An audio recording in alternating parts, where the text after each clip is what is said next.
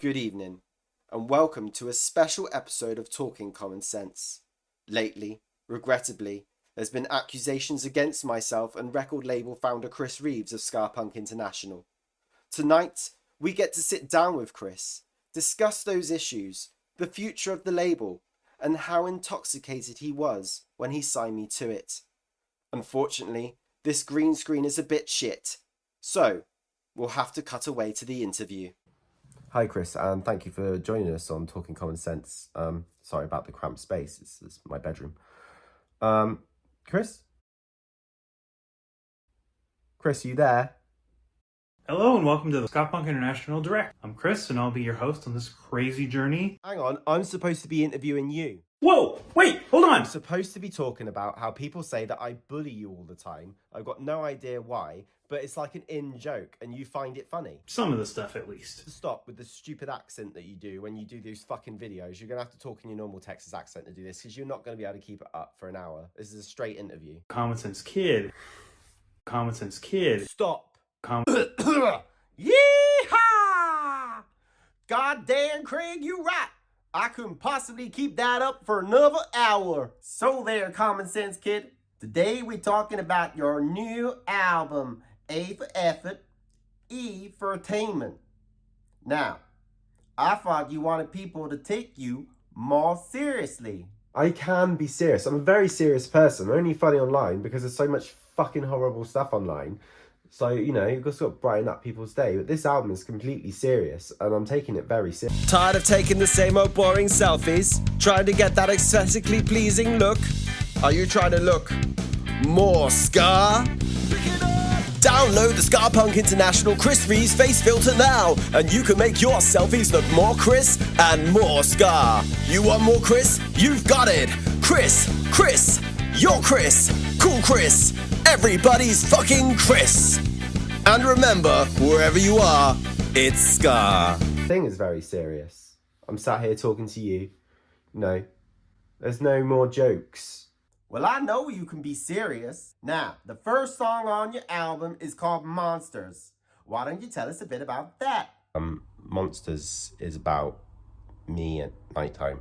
I think a lot of people have it, where all your insecurities and the things that you've said or done in the past, that you know that you're a better person now, but they come back and haunt you at night, specifically when you're trying to get to sleep and keep you awake at night. And also, when I was in my adolescence, I started having panic attacks at night, and because I got thanatophobia, so that's like an intense fear of one's own death. So I used to have like wake up screaming and heart palpitations because I had been dreaming about myself in a coffin or dying in general, hence the coffin bit, and also my insecurities. So it's like in there with the music, like I stand all alone and they laugh right at me, is like a reference to why I haven't done a live show, because I feel like I'd be alone on a stage and people would be laughing. I thought you didn't sleep because of your kids. Let's hear a bit of it.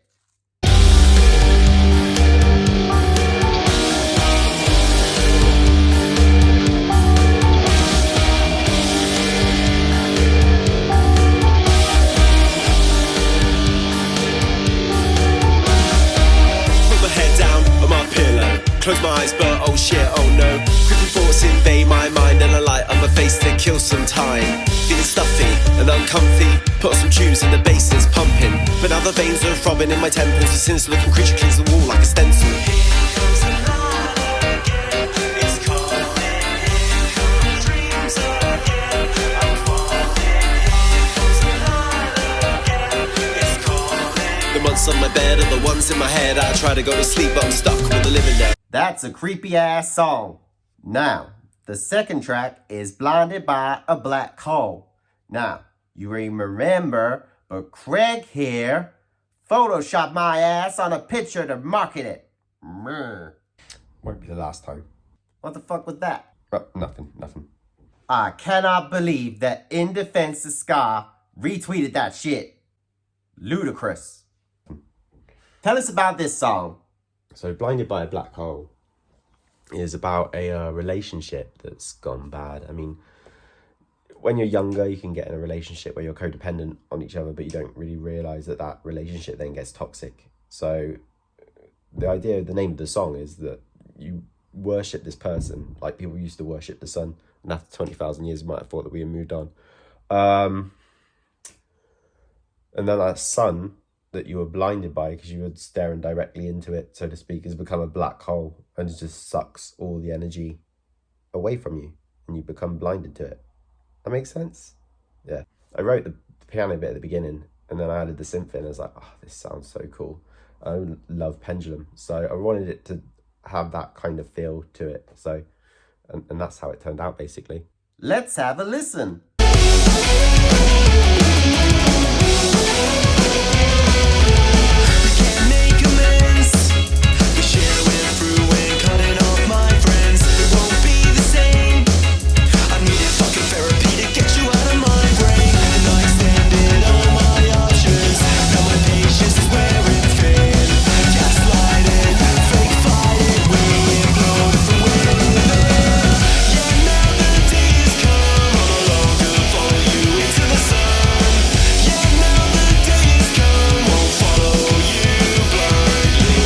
Now, the third track from your record is called Here for the Long Haul.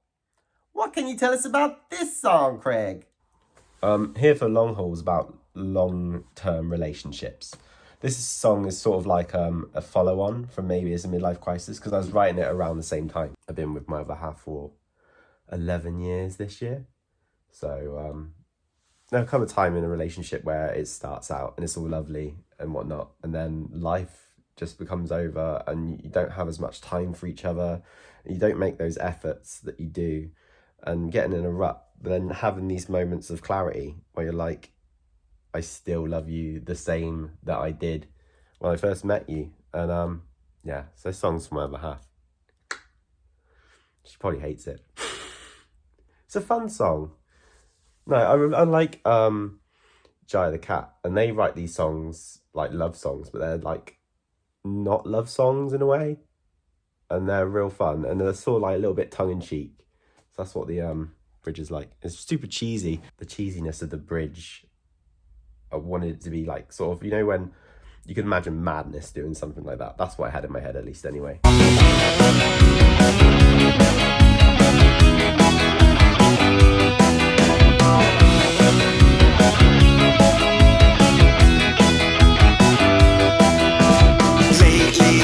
I've been kinda thinking of the good times come and gone.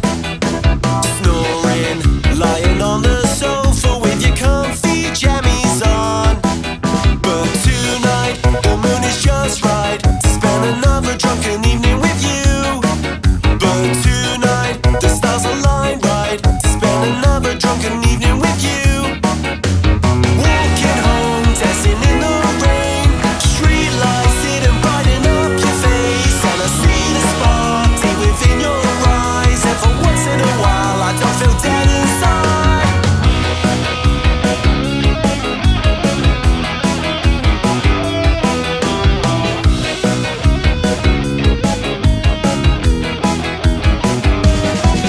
But tonight, the moon is just right to spend another drunken evening with you. No, my voice is not consistent. Neither is my hat. Keep falling off my dang head. Yeah, I've had to put the light on. It's raining. None of this is consistent. There's continuity errors everywhere. The next track's called Fake Tweed Dad. Now, you're gonna have to explain it to us Americans, because I don't fully understand it. So, Fake Tweed Dad is about Londoners that have substantial income moving to the countryside, which happened a lot during the pandemic, and trying to become the countryside. So they'll come here and they'll get a 4x4, or we call them like a Chelsea tractor, because it's like a posh 4x4. It's not like an old school farmer's 4x4, because they think they need like an off-road vehicle for driving around here, which they don't. And then buying like full tweed suits and going down the artisan market and stuff like that. But basically what's happened is, because they come here, they're cash buyers, they send the rent up, the house prices up. So people that are living in rural areas, like here, for example, the people that grew up here can't afford to live here anymore. So they're having to move away from their families or out of town because they just can't afford to live in the town that they grew up. And that it drives me crazy. Like I've got friends that have had to move away that I don't get to see as much anymore because they're not as close. Yeah, it's all a bit tongue-in-cheek. There's a Wurzels reference in there as well. If you're not familiar with the Wurzels or want to know the context, go listen to Combine Harvester. Shout out Wurzels. Let's take a listen. Got a working dog that he didn't trade. Tried to rehome it after only a few days. He bought a house and paid for it in cash, cause Uncle Locals now we can't afford that. Up on his side and now he's on his knees. Brand new cold harvester but won't give me the keys. Fake Tweed Dad moved from London to the countryside. Fake Tweed Dad changed his appearance overnight. Fake Tweed Dad, just look around and you will find a fake Tweed Dad. That was a bop. I nearly lost my hat. Now, you may remember the next song from my SPI Direct. Basically bullied me. I did not bully you. Shut up. Well, it works both ways, doesn't it? It's called War in Dystopia! I feel the need to shout that. Tell us about the song.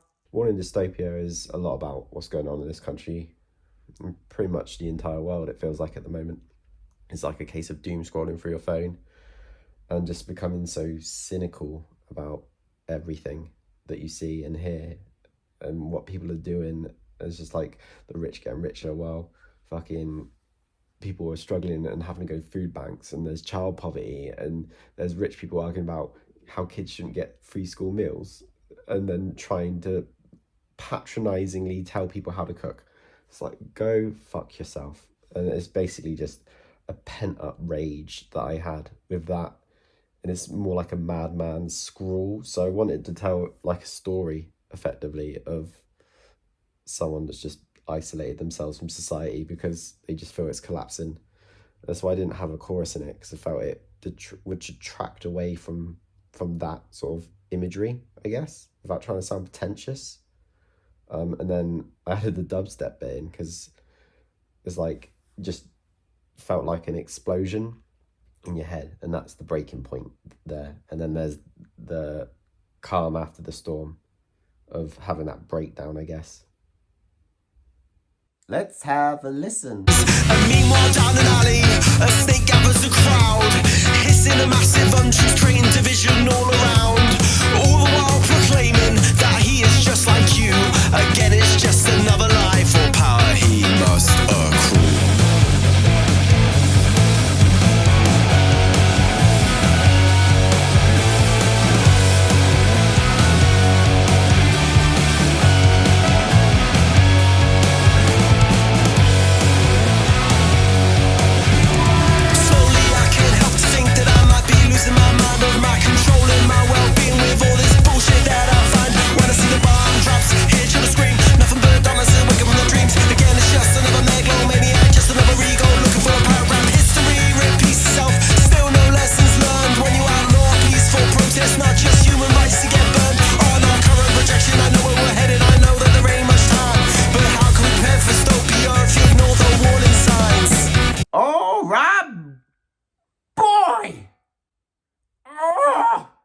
That was banging. Now, this song, Craig, it's called What Is This Techno Stuff? Tell us about this thing. What is this techno stuff? I wanted to make a drum and bass track, basically. I was talking to Matt on the Upbeat, and we were having a conversation about how maybe old boy ska fans, I'm thinking like old two-tone heads, would be like, you can't include electronic music in ska. And Matt jokingly said like, what is this techno stuff? And it just made me laugh and it just got stuck in my head. So I reached out to Matt and was like, do you mind if I sample you on the start of this song? It's not a ska song, here's a bit of it. And he said, absolutely, thank you, Matt, legend. And yeah, I have a habit of sampling ska people. Yo, it's your boy Common Sense Kid, and I'm here today to tell you about my exclusive new track pack, the Ska-Punk International Chris Reeves Sample Pack, and you can buy it on my website right now for just £69. Nice. It includes all your favourite samples of Chris, wherever you are at Ska, Ska 2, Ska is Cool, Hambonk, careful it don't get you banned. Let's take a listen.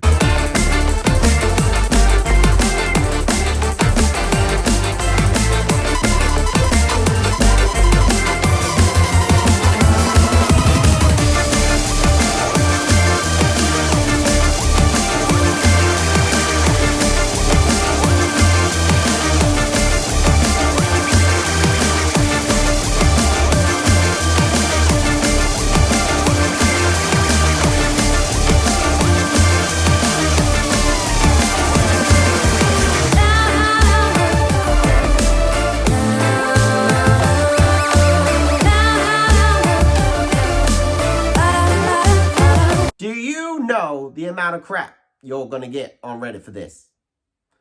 All I'm gonna hear, "Oh, Chris, this isn't ska music." Nee. Bring it.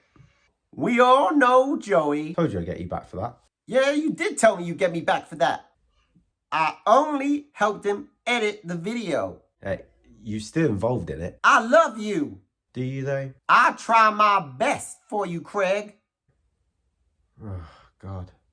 Anyway, this song's called Joey Thinks I Should Clean My Guitar. Joey thinks I need to clean my guitar. It's about sums up this song. I literally wrote it as a joke off the back of something that Joey said about my guitar being dusty. Love you, Joey. Love you, check it past. And then everyone was like, this is a banger. It's better be on the album. So it's on the album. You fucking happy now? It wasn't even gonna be on the album, but everyone convinced him it should. Yay! Fuck. Gross. Joey thinks I should clean my guitar. Joey thinks I should clean my guitar. Joey thinks I should clean my guitar. Joey thinks I should clean my guitar. All this fuss for a bit of dust.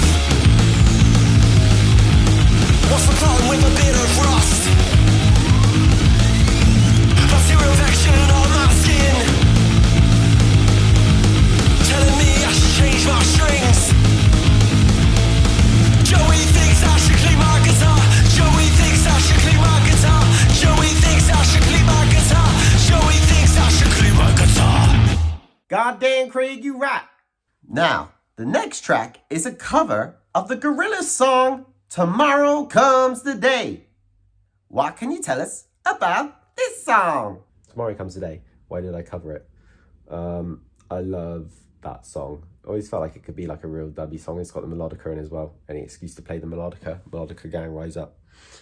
I was actually bored when I had COVID earlier last year, and I wrote and learnt it and recorded it all whilst having COVID and isolating myself away from my family. Well, I wasn't isolating myself away. I had a real bad headache. The song in general spoke to me, and the other songs that are sort of on this album, because it's that case of the digital won't let me go. So as a child of the internet, I mean, I've been using computers nearly every day since I was about 11 or 12. So people say I spend too much time online. Stereo, I want it on. It's taking me far too long. Don't think I'm all in this world. Don't think I'll be here too long. Don't think I'll be here too long. I don't think I'll be here too long. Yeah, yeah, yeah. I'll pay when tomorrow comes through.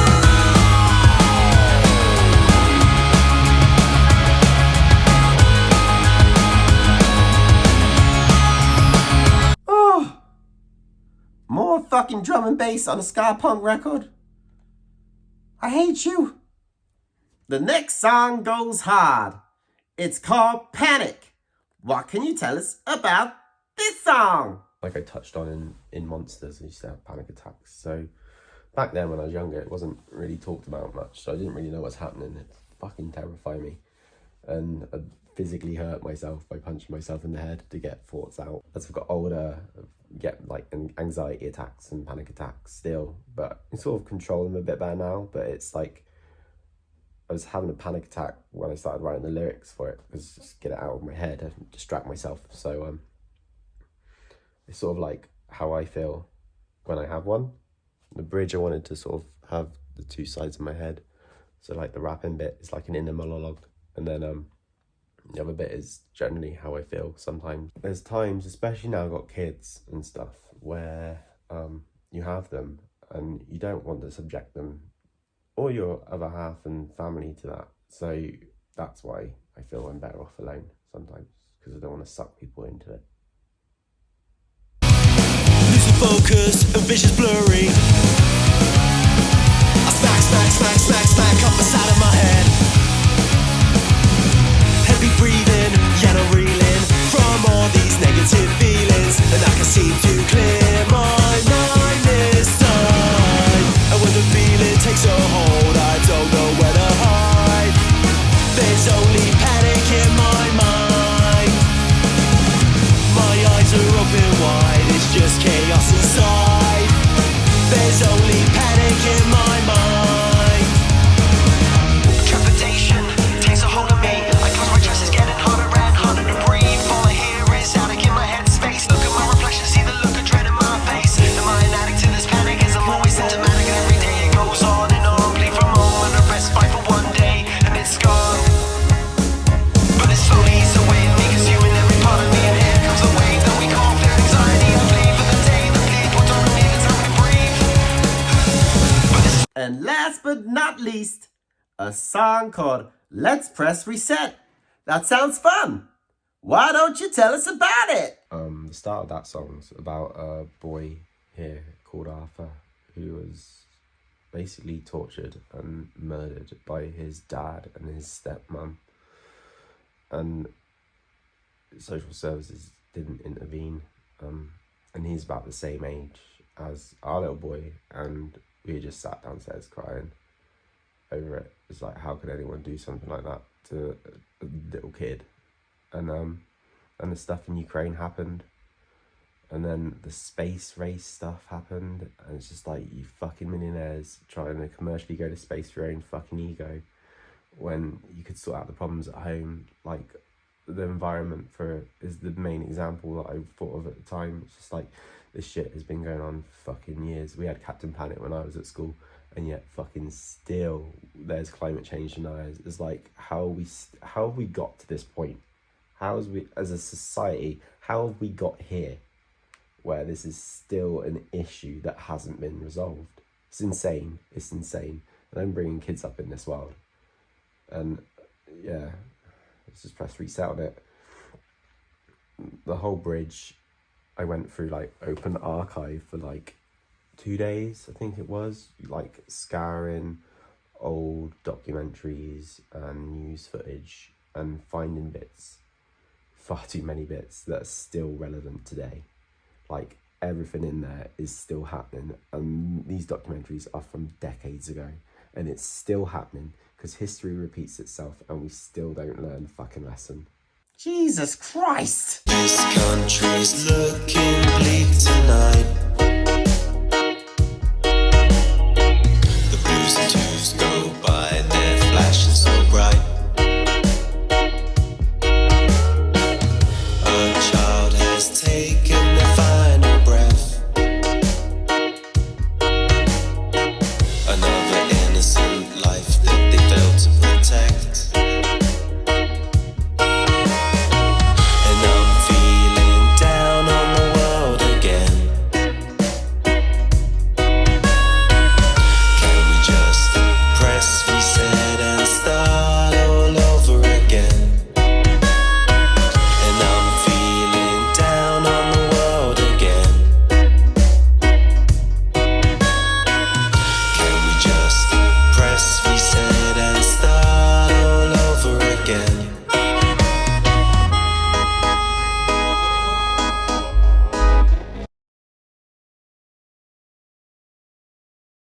Beaver nuggets.